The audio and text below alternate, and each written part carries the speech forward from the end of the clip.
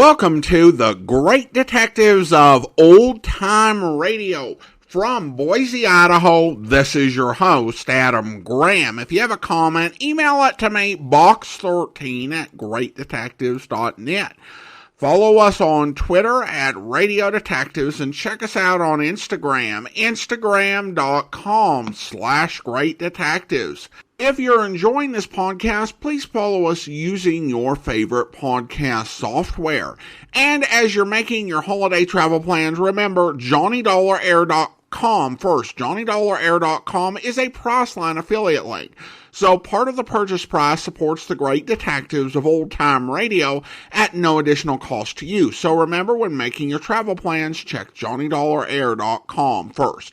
Well, now it is time for the conclusion of this week's Yours Truly Johnny Dollar serial. The original air dates June 13th, 14th, and 15th, 1956. It's The Laughing Matter episodes 3, 4, and 5. From Hollywood, it's time now for... Johnny Dollar. Capitan De Vidro Parral, senor, of the Ensenada Police. Oh, hi, Parral. I tried to call you a few minutes ago. We've had a shooting out here at the hotel. And somebody, she's dead, No, senor? no, nobody's dead. The bullet missed. Somebody fired a shot from the terrace into one of the rooms. I am flush with the red light, senor. I make the siren. I'm come like the wind. Good. But will you do me one thing before you blow up a storm? Mande usted? There's a man missing from his room here, a friend of the man who was shot at. He must be around town somewhere. Pues sí. He's an Americano, about 45, name's Frank Maltz. Frank Miles. Bueno, we'll find him. I'm going to make one APCT? B, you mean, APB. Sí, APB, like on radio in Los Estados. All right, hop to it, Parral. Sí, senor. Senor, what it is, this APB?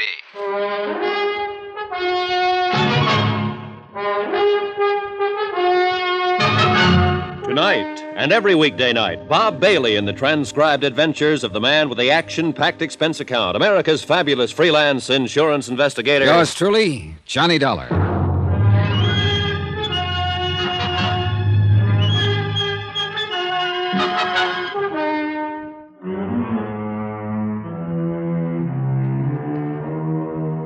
From Special Investigator Johnny Dollar, location Ensenada, Mexico. To the Home Office, Union States Casualty Company, Hartford, Connecticut. Assignment, The Laughing Matter. Expense account continued. Item 6, $1, a pot of coffee from the hotel kitchen, special. It was 1 a.m. I'd been half asleep when the shot was fired, and I hoped the coffee would help get me at least half awake. I hadn't expected it to happen that way, and neither had good old lovable Charlie Burton, America's favorite TV comic, according to his press agents. Charlie had called it a joke, but he wasn't laughing now, and neither was I. Charlie's life was insured for $500,000, payable to his sponsor. Where he is, senor, this man who was get shot? He didn't get shot, Parral. He got shot at. Pues sí, it's what I wish to say, but the tongue is no make English too good. Well, you're doing fine. The manager gave Bert another room, inside, away from the terrace here. He's probably got the door locked and the furniture piled in front of it. Mande? I mean, he's scared, very scared. Comprende? Oh, sí. Él tiene mucho miedo. Yeah, I guess so. Now, according to his story, he was asleep, here on this side of the bed. Someone fired the shot from outside on the terrace. It broke the window there, and the bullet lodged here in the bed, about 6 inches above Burton's head where he was lying on the pillow. Sí, yo puedo verlo. And then he is wake up quick. He is no see nobody, senor? Is no hears nobody? No, he was too scared to know. He jumped out of bed, ran down the inside corridor, and banged on my door. I searched the terrace right away and didn't find a thing. And these other people which are work for him to make the television, they are also having room which are close to this? Parral, your tongue may not make the English too good, but there's nothing wrong with your head. Mande usted? I mean, you're okay, amigo. You're a good cop. Gracias, senor. Yes, any one of them could have fired that shot. And they are big which ones, these people? Well, there's Frank Maltz. He's the producer of the Charlie Burton show. He's the one who was missing from his room, the one I asked you to locate. See, you say. Then there's Gloria Dale. She's the feminine star of the show. She's in the third room down. She is in the room of her when the shoot was fired? Yeah, she'd gone to bed. I had to beat on the door to wake her. She hadn't even heard the shot. She'd been pretty upset. She'd been drinking earlier. See? It's always the same. These Americanas ladies which have come to Ensenada, always they are drink too much. You may be right. Anyway, the third member of the group is Al Schreiber, second room down. He's an actor, too. And where he is when these things happen? In bed, so he says. The shot woke him up, and he came out into the corridor while Burton was banging on my door. And these are all, senor? Yep, that's the bunch. Which one you think is not like this, Charlie? Every single one of them hates him. Then there's another possibility, too. That girl I asked you to check on earlier, the maid who works here at the hotel. You see, la señora Evelina Morales. Pues we are looking, but we are not find her yet. Oh? Ella no está en casa. She are no at her house, senor. Oh, I see. Ni el marido tampoco es. Also, the, how you say, her husband is gone. Oh, then she is married. Oh, sí, senor. You're still looking for her, aren't you? Pues sí, senor. No tenga cuidado. It's no big town, Ensenada. We are find her too soon now. I think es por mí, yo creo. I am tell the manager I was here. La policía acá. Sí, capitán de vidro Paral. ¿Dónde? Bien, sí. Muy bien. Bien, adiós. This man you are say have disappeared, senor. Frank Maltz? He was now be found. Where is he? Es un cantina, a nightclub. It's called the 21. 21. Where is it? In town somewhere? You see, it is the, how you say, senor, it's one big hot spot.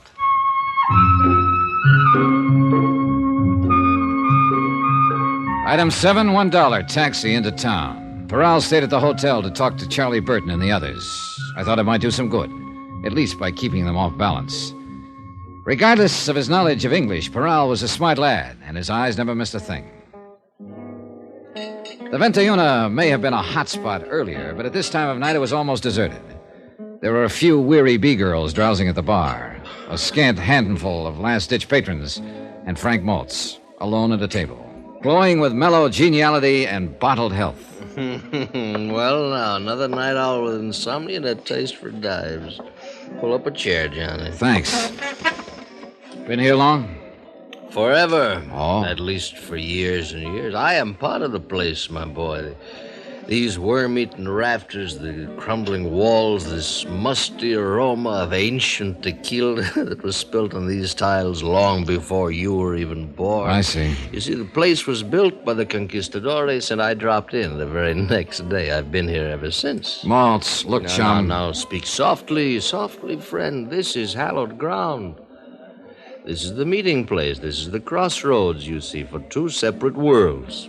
The tourists come traipsing down from Beach Boulevard up there. They call it slumming. And the townsfolk come up from Gastelum and Balboa, and they all meet here.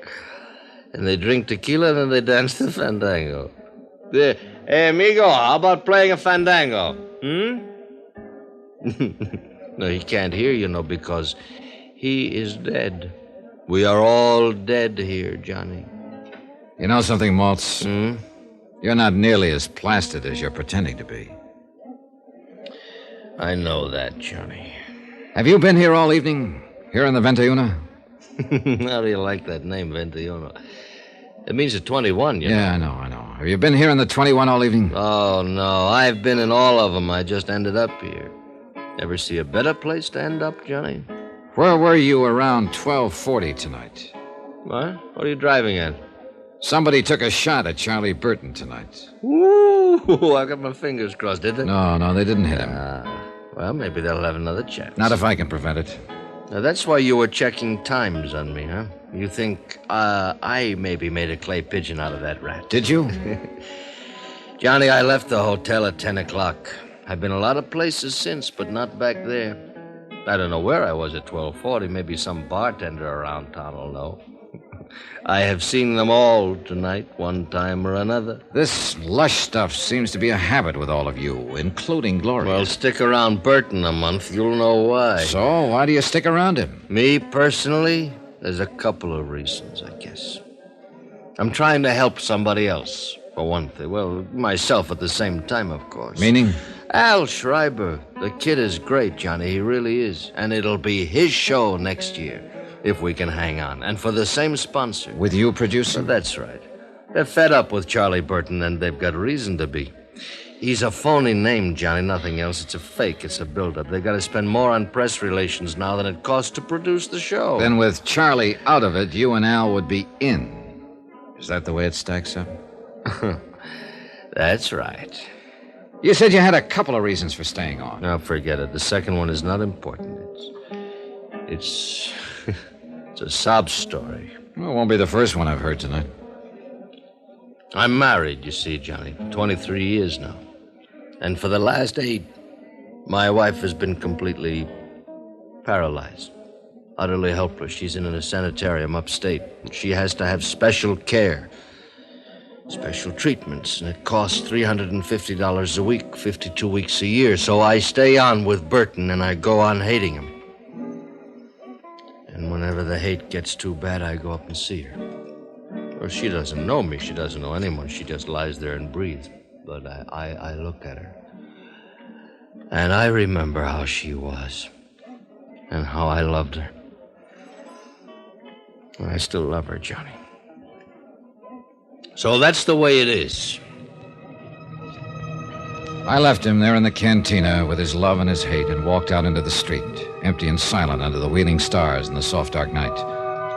A lone dog sidled past, gray and gaunt, intent on some mission of his own, and faded into the shadows.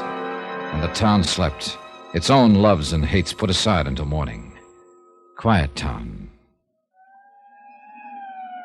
Then the emptiness was filled with sound, and a flashing red light slashed the darkness. Parral of the Ensenada Police. He said the maid from the hotel, Valena Morales, had come home. One of his sergeants was waiting there with her.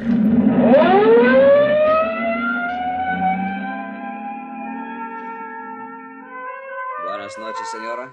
Buenas noches. The tiny room was lit by a flickering oil lamp, and a candle burned beneath a crucifix on the wall above the bed. Cement floor and adobe walls, bare and clean, like the cell of a nun in a convent. ¿Y su hombre? ¿En dónde está él? Yo no sé. She was young, ¿Qué le pretty, importa? and at the moment ¿Dónde very estabas tú frightened. más temprano? En la casa de una amiga. ¿Por qué me preguntas? Espérate, señora. Hace poco un trato a matarle a un señor. Allá en el Hotel Balboa. ¿Qué dices? ¿Cuál señor? Un americano. El señor Carlos Burton. Ay, de mí.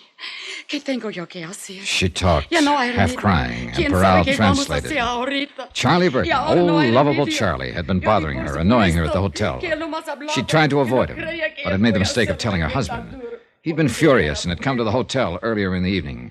That's when I'd seen the two of them arguing on the terrace. She hadn't seen him since. So, Senor Dollar, what is it you think? I think you'd better find her husband, and find him quick.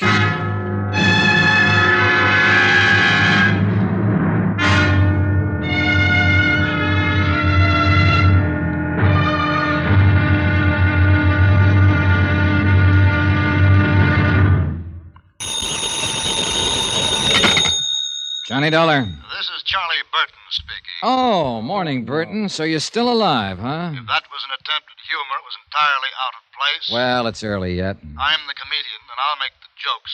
Your job is to protect my life. Don't tell me you've been shot at again, this time of morning? Boy, whoever it is really must hate you, Burton. Dollar, so help me. So help you nothing. You may be good old lovable Charlie to 40 million television viewers, but to me you're just a pain in the neck. I'll remind you. To sir. my clients, you're worth $500,000 because he was fool enough to write an insurance policy on your life, but not to me. My price on you is a fast 3 cents, give or take a couple. My life has been threatened. Sure, and that's why I'm here. But yesterday, when I tried to get you to cooperate, you called it a practical joke. Well, I'm not calling it that now. No, because somebody tossed a bullet at you last night and scared the living pants off of you. Well, call Captain Parral of the Ensenada Police. Mr. Dollar. Look, I need please. another hour's sleep, so don't phone my room again before 9 o'clock. Goodbye.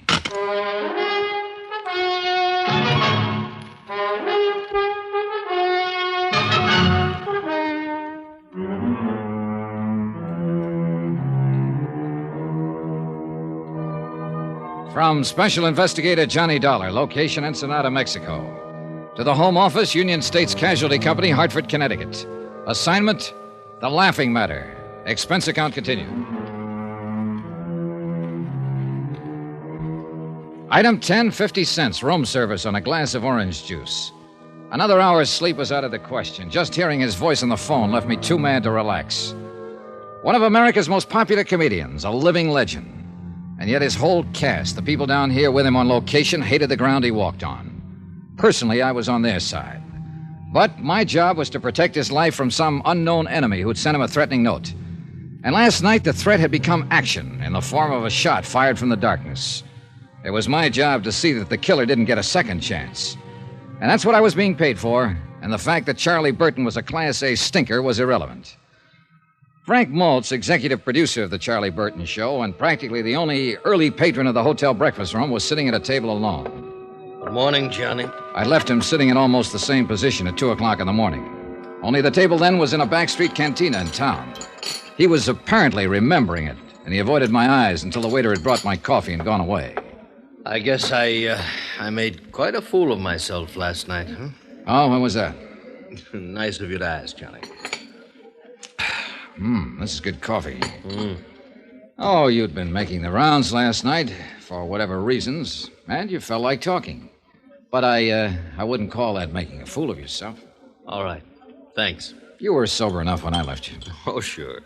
You just sat there and let me talk it out. Where'd you go, anyway? I came out of the cantina a few minutes later. You disappeared. Captain Peral, Ensenada Police, picked me up in a prowl car. He'd located that maid from the hotel here. We went to her home and talked to her. So?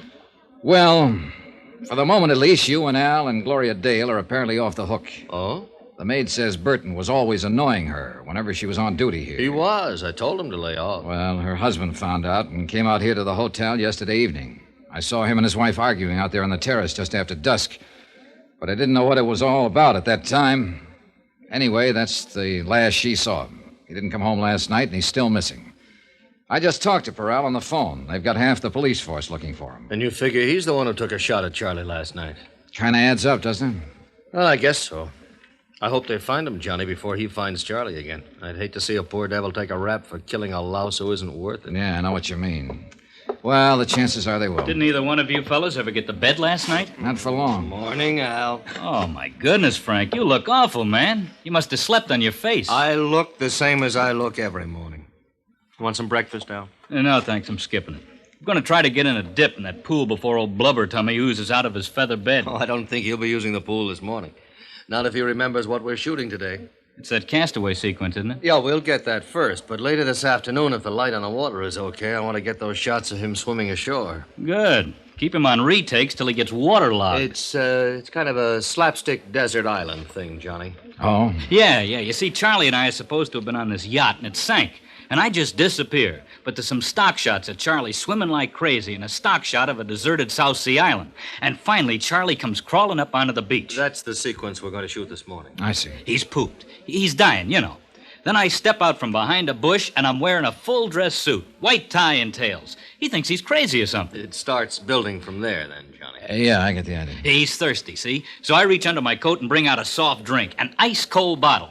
And I open it and give it to him. It says Cott Quality Beverages on the bottle, C-O-T-T. Yeah. So Charlie asks, is it any good? And I say, it's Cott, man. And he says, so what? And I say, so it's Cott to be good. You see, Johnny, it's out-and-out slapstick, but it works pretty well on camera. Yeah, it keeps building, you see. I keep producing things out of the bushes. A table and chair, tablecloth, dishes and silver, caviar, bottle of wine, roast turkey, then a string quartet, and finally a line of dancing girls. And the payoff's a shaggy dog. He says, look, we were shipwrecked together. How you doing all of this? And I say, it's easy. I got a cousin in Congress. It's a lot better on film, Johnny. A lot better than it sounds, stripped down this way. Yeah, well, I'm not exactly a fan of Burton's. Oh, he's got some good stuff in this one, Mr. Dollar. In fact, he's got all the good stuff. Only thing I'm in there for is to feed him the lines. As usual, of course. If I ever get a decent role in his show, I'll drop dead. Oh, really? Attention! That's not funny, Al. At ease. I said it's not funny. You thought it was when you did it on the show last month. May I remind you that your services can be easily dispensed with? Good. Fire me. Al. If I could get out of this lousy contract with you, I could start on the PCT tomorrow, and at 5 times what you're paying me. Take it easy, Al. No, by all means. They'll set me up in my own show, and they'll put it in a time slot right opposite yours. In 3 months, Charlie, I could bump you clear off the screen. You don't say so. Al, beat it, will you? Okay, Frank. Sorry you had to get caught in the crossfire, Mr. Dollar. Nothing personal. Forget it. See you later, gentlemen. You'll be on that set in a half hour, not a minute later. Yes, sir. You certainly are one big happy family, aren't you? Dollar, that kid was a nobody when I picked him up. You're wrong, Charlie. That kid is a real talent, and you know it. You see? You see what I have to deal with? He's done as much for this show in the past year as you have. You see, Dollar, I'm forced to live in the very presence of my enemy. Who made them your enemies, Burton? Look, my only concern has always been the welfare of those less fortunate than myself, those who depend on me for their professional careers and their livelihood. I understand there's some difference of opinion about that. Well, it's envy, and nothing but envy. Would you like some more coffee, Johnny? No, thanks. I've had about all I can stand. Yeah, so have I. May I ask what you're doing to protect my life, Mr. Dollar, if anything at all? Oh, I've taken the usual routine precautions. Routine? I demand more than routine. Not from me. You don't demand anything. I'm working for the insurance company. Then I'll complain to them. Good, good. Why don't you cancel your policy at the same time? Then I can get off this assignment. Couldn't cancel it if I wanted to. My sponsors wouldn't allow it. It's for their protection, not mine. I know that. I think you'd like to see me murdered. Oh, no. No, you're wrong there. That would mean I'd loused up an assignment, and I take pride in my work. But you wouldn't care personally. No comments. I'll demand protection from the local police. You've already got it. Captain Peral had 2 men on duty there last night after that shot was fired, watching your room. I didn't see them. They didn't intend for you to see them. Relax, Burton. If the worst does happen, ballistics can probably identify the killer after we get the slug out of your body. Dollar, this is no laughing matter. Then why did you treat it like one? Why did you tear up that threatening letter? Why didn't you call the police in right then? Why didn't you cooperate with me yesterday when I got here? And why the devil did you make a pass at an 18-year-old girl in the first place and get her husband out gunning for you? You mean you know who's trying to kill me? If it's any satisfaction to you, Burton, just in case he gets past us, you probably have been killed by a man named Nacho Morales. His wife is a maid here at the hotel, as you no doubt know. That little native girl? Yeah. That little native girl. Oh, now, look, both of you. No, I was wrong. I admit it. I just lost my head, I guess. When a man's under pressure all this time, as I am, he doesn't always think straight. Now, I didn't mean any harm toward her. Maybe you'll be able to convince Nacho of that, if he waits long enough to listen. No, don't, please. I know you hate me. All of you do, but I'm not as bad as you think. You just don't know the load a star has to carry. Then why don't you tell us about it? You, Frank. You don't think I'm being fair with Al. You think I'm holding him back, not giving him a chance. Well, you're wrong. I'm actually carrying him, teaching him things I've learned over the years. Oh, he knows quite a bit now, Charlie. So you don't believe me? You don't think I know what I'm talking about? Well, let's... All right, I'll show you. Al said he was written down in today's sequence. He said that I had the great role. You heard him say it. Well, yes, Then Charlie, let him have it. I'll What? trade with him. You mean that? Yes, I mean it. Let him change any line he wants. To fit his style, he can play it any way he likes. I'll take that role he says is so bad, and I'll still come out the star. All right. Charlie, we'll have a go at it. Fine. I'll see you on the set, unless somebody manages to kill me first. Good morning, gentlemen. Oh, I never thought I'd live to see the day. Yeah, that shot last night must have really shaken him up. Oh, that kid will make him look sick, Johnny. He doesn't know what he's in for. Well, there's one way to find out. Oh, wait a minute, Johnny. I've been thinking about something you said. Oh? That maid, Morales' wife, does she speak English? No, just Spanish. Well, what about her husband? Same deal, only Spanish. Well, but the note, Johnny, the murder threat Charlie got, that was written in English. Yeah, I know. The South Sea Island set was built on the beach at the far end of the bay. The technicians and the rest of the cast were already there when Maltz and I arrived, and they started shooting 15 minutes later. Gloria Dale wasn't in the sequence, so she slept in at the hotel. Some of Captain Peral's men were on hand, on the lookout for Nacho Morales, but he didn't show. By 3 in the afternoon, they were nearly finished. They'd shot the last scene once, but Maltz decided on a retake. So Hal sat down again at the fully laid table on the beach, and they started to roll.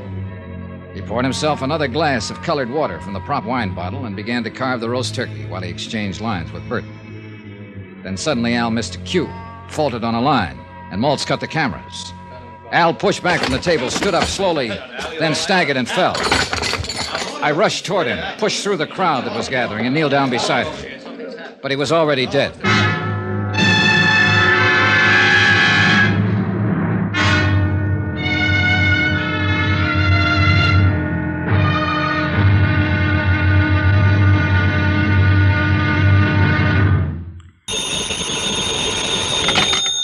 Johnny Dollar. Would you ask John... Oh, it is you. Was there some doubt about it? No, but I was phoning Captain Peral. He's out of his office at the moment. What's the matter, Burton? Somebody shooting at you again? That's not funny, Mr. Dollar. Who's laughing? A man's been murdered, you know. And I think that's anything but a laughing matter. I said, who's laughing? And except for the whims of fate, it might well be me lying dead at this moment. And that's really why you're upset, isn't it, Burton? Because it might have been you. You're not really concerned about Al's death. I was extremely fond of the boy. You were no fonder of him than he was of you, so save that good old lovable Charlie business for your television audience. I never did buy it myself. Dollar, may I remind you that your position... I know my position in it. I'm an ensenada to protect your life because some company was crazy enough to write a $500,000 policy on you. All right, you're still alive, aren't you? Goodbye, Burton.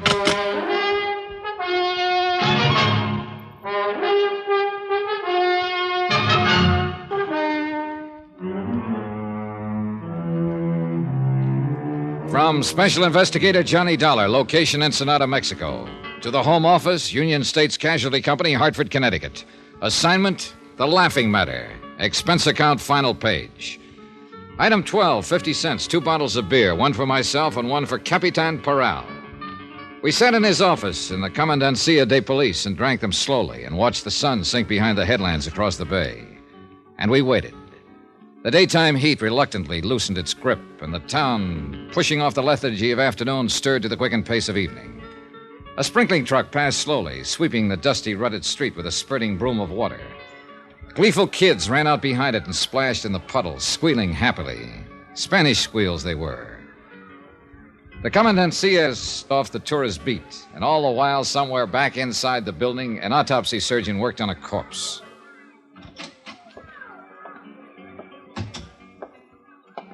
Bueno, señor. Ya está listo. The medical is all finished now. Well, what's the verdict, Peral? It's what we are thinking. Él se mató por veneno. He was, how you say, poison. What kind of poison? Él dice cianura. How you call it? Cyanide? Si, señor, cyanide. And he say also are very much cyanide in this bottle which you has give to me. Yeah, I thought it smelled like it. Al drank a glass and a half out of it and then dropped dead right in front of the camera. And you are said the wrong man has drunk it, the wrong one is get killed, no? That's right. Charlie Burton was supposed to play that role himself. But this morning at breakfast, he agreed to let Al have the part. I was there, I heard it. So if he was not do that, he is one who will be dead now. Sure, Charlie Burton himself. And it figures, Peral. He's been the target all along. That threatening note that was slipped under his door, somebody firing a shot at him last night. Si, seguro. Then when they finally got their punch in, they tagged the wrong guy. I don't understand what has happened to this Nacho Morales. Valena's husband, the maid at the hotel that Charlie kept annoying. Ensenada, no, is one big place. It's very small, this town. And we are look every place, senor, but we are no find this man. I don't know, Peral. And yet I got a hunch he's the key to this whole thing. We find him, senor. There's no way for escape this town. We find him muy pronto now. You bet your life. Item 13, $1.40. Taxi back to the hotel. Lights were coming on. A cool breeze was starting to blow in off the Pacific, and the whole town was brightening up to the challenge of the night. But not me. Technically, of course, the job I'd been sent here to do was still under control. Big-time comedian Charlie Burton, a great big lovable scream to his public, had been insured by his television sponsor for $500,000. Then Burton had received the anonymous note threatening his life, so I was here to protect the insurance company's investment. I didn't care personally what happened to Burton. It was just a job. But I did care about Al. Johnny? Oh, hello, Gloria. What is it, Johnny? What happened? No one seems to know anything definite about it. Al Shriver's dead. Poisoned. That's all I know about it. Come on in the lounge. I'll buy you a drink. All right, Johnny. Have they found that man who was missing? What's his name? Nacho Morales. No, he's still missing. This table all right? Sure, anywhere. Waiter. Si, senor. 2 margaritas, please. Muy bien. Frank Maltz said something about Charlie and Al changing parts. Yeah. Maltz got Charlie mad, and he made the switch to prove a point. What point?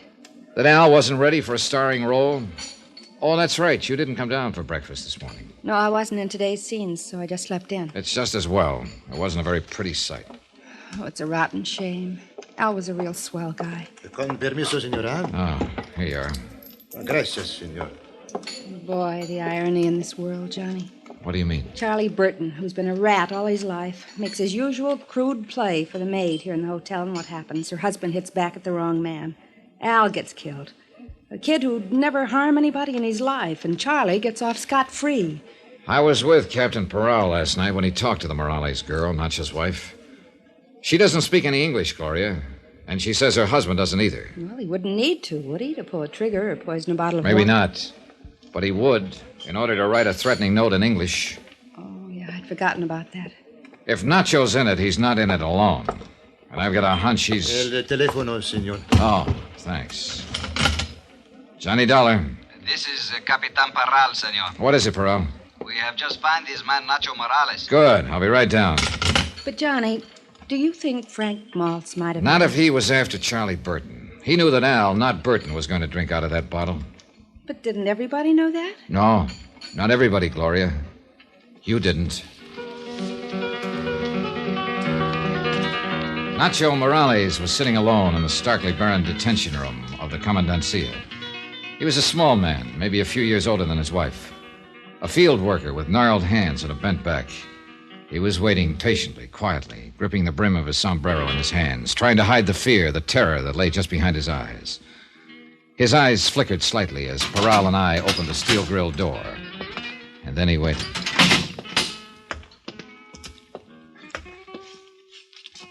Buenos días, hombre.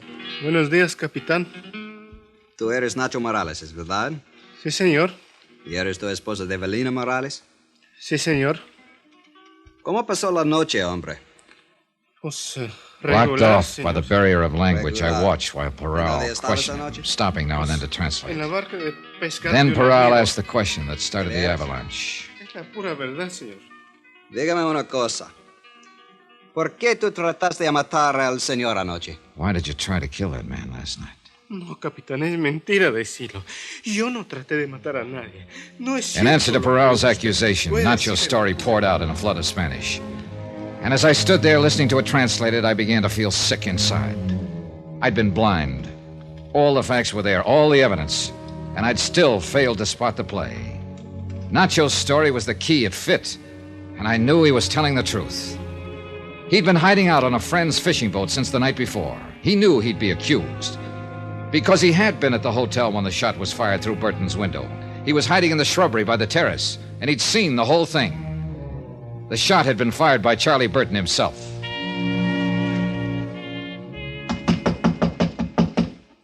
Who is it? Johnny Dollar. I want to talk to you, Burton. All right. Just a minute.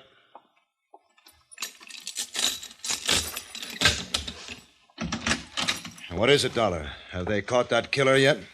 Nacho Morales, you mean? Yeah. Barral picked him up about an hour ago. I just came from there. Has he confessed? No, he hasn't. They ought to beat it out of him. That's the only way to make that kind talk. It is, huh? Sit down, Burton. I think you're due for a shock. What are you talking about? Nacho didn't try to kill you.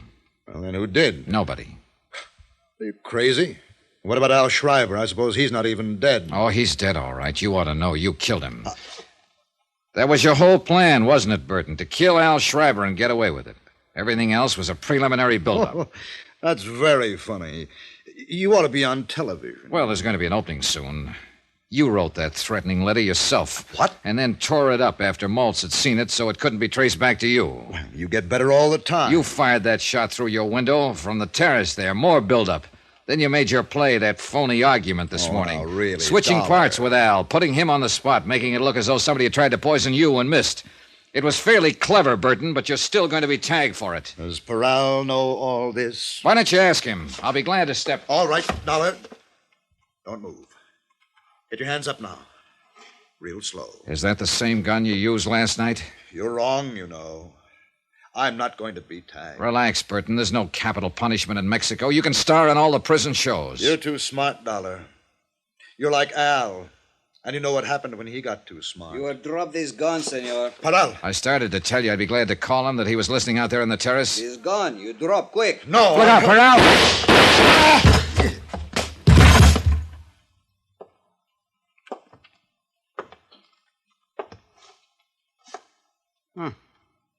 Mira, senor. I am not shoot too bad, I think. No. No, not bad at all, Paral. Well, he asked for it. I am see he is go to pull his trigger, so I are to shoot much fast. Bam, bam, bam. I tell you, he's look very surprised, senor. Yeah. It's too bad he couldn't have seen the look on his face. A comedian would have really appreciated it. Why, he'd have died laughing.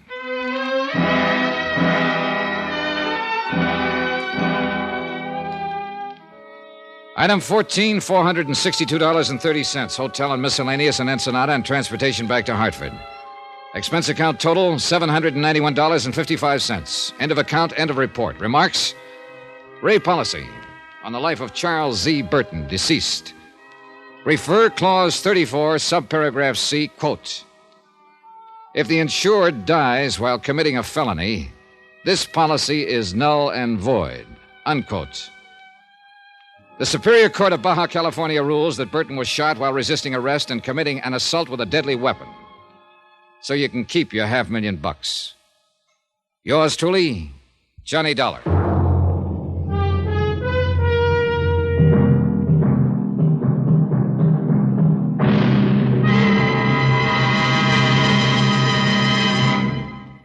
Now, here's our star to tell you about next week's intriguing story. Next week, a frantic chase across the country after a girl who couldn't possibly exist.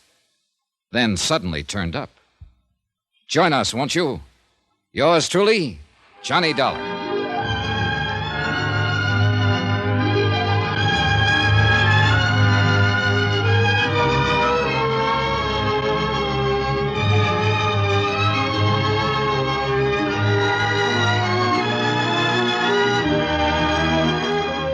Yours truly, Johnny Dollar, starring Bob Bailey, is transcribed in Hollywood. Written by Les Crutchfield, it is produced and directed by Jack Johnstone. Heard in this week's cast were Virginia Gregg, John Dehner, Lucille Meredith, Lawrence Dobkin, Gil Stratton, Harry Bartell, and Don Diamond. Musical supervision by Amerigo Marino and Carl Fortina. Be sure to join us on Monday night, same time and station, for another exciting story of yours truly, Johnny Dollar. This is Roy Rowan speaking.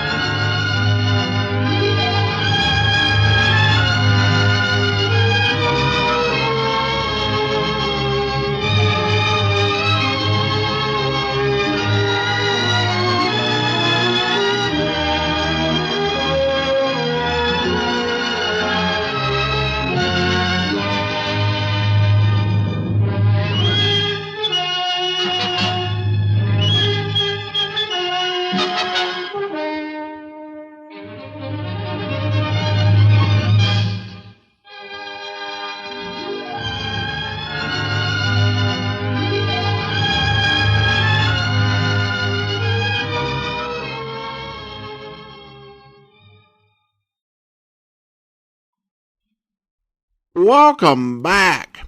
The Laughing Matter is a decent Johnny Dollar story with some really solid performances. Larry Dobkin in episode 3 as the producer did a solid, very well balanced performance that was really emotional, and I think that the plot line is also pretty good. Although I think that Gloria essentially seemed to fade out of the suspect list after episode 2. The big problem is that John Dehner makes for an incredibly unbelievable comedian. Of course, comedians can be nasty and bullies, and there have been some fascinating portrayals of twisted comedians in media. But if you want to make that work, a guy should at least have some level of mirth, but with malevolence behind it. I could see Dehner as like some sort of dramatic ham gone mad with ego, but as a comic, no. Charlie Burton is a man without any redeeming value other than his ability to be flustered by Johnny, which hardly counts for much at all. I think the story's point is that there are entertainers who are entirely different behind the public veneer, but you have to at least show the veneer they put up, and I just couldn't buy Charlie Burton. The story does have a clever twist of Charlie being the perpetrator rather than the target. That's undermined a bit by him being such a transparently awful human being. I actually think that while it was not as good an overall story as this, the Laird Douglas of Heatherscope Matter was more clever in that regards, because for 4 episodes we thought the killer was an eccentric old woman, and the twist that she's actually this monster is quite shocking. In this case, learning Charlie Burton engineered an elaborate hoax as a cover for murdering a young man with his whole life ahead of him so that he could stay on television for an additional season was more like, yeah, that makes sense. I can totally see that. Well, now we turn to listener comments and feedback. And Sasoff had a comment regarding Richard Crenna. I talked about a few weeks ago, and he says, Adam, here's a bit of trivia about Richard Crenna, which will drive you even more mad. From 1950 to 55, during most of the time he was playing geeky Walter Denton, he was a married guy. Yeah, think about it, Walter Denton as a married guy. Well, thanks so much for the comment, Sasoff. It's an interesting bit of trivia. He was married at the age of 24, which I don't think anybody would have thought anything about at the time, though we would consider it kind of young today. Again, I think it's television that exposes the weirdness, because you could do all sorts of odd things over radio, and it would be absolutely fine. Eddie Firestone Jr. on That Brewster Boy and a wide variety of other series played much younger characters. Ezra Stone started playing Henry Aldrich when he was 20, left the series to go off and serve in the war, and continued to play Aldrich until he was 34. Because certain actors have the ability just to go into that sort of younger voice and be believable about it. But you can't do that on camera. I had a birthday recently, and one of my presents was Season 1, Volume 1 of Our Miss Brooks. And my wife generally doesn't watch old programs with me, but since it was my birthday, I got her to watch the first episode of Our Miss Brooks on TV. And she'd heard a couple radio programs several years back, and the moment Richard Crenna came in and opened his mouth and that voice came out, my wife was like, what is this? What is he doing? And honestly, you know, I think there are some actors who in their mid-20s can pull off looking like a teenager. Just Richard Crenna wasn't one of them, particularly with the Walter Denton voice. I think this was probably the second most awkward thing transferring from radio to television. The most awkward thing, of course, was Fanny Bryce trying to play Baby Snooks in costume in a television appearance when Miss Bryce was in her late 50s. So it wasn't quite that awkward, but Walter Denton on television is very weird. Well, now it's time to thank our Patreon supporter of the day. And I want to go ahead and thank Russell. Russell has been one of our Patreon supporters since October 2016, currently supporting the program at the Shamus level of $4 or more per month. Thank you so much for your support, Russell. And that will do it for today. If you're enjoying this podcast, please follow us using your favorite podcast software. Be sure to rate and review the podcast wherever you download it from. We will be back next Tuesday with another episode of yours truly, Johnny Dollar. But join us back here tomorrow for Dragnet, where... Did you spot the guy that just came out? Yeah, I went up the street. Let's follow him. Hustle it. You spot him, Ben? Straight ahead, about 15 yards. He's crossing the street. Yeah, let's get up a little closer. We'll lose him, sure, if the light changes. Come on, run for it. Watch the traffic light. Yeah. That was close. We might have spotted us as going faster. Come on, Joe, run. Yeah. Don't lose him. This crowd's not helping. Hey, wait a minute. I bet you're a cop. You're chasing somebody. All right, let go of my arm, mister. Let go. Well, you don't have to get tough. Lousy cops think they own the street. I'm going to write the mayor's office. Come on, Joe. He's running for it. Yeah, I see him. Watch the signal up ahead. Hurry, Joe.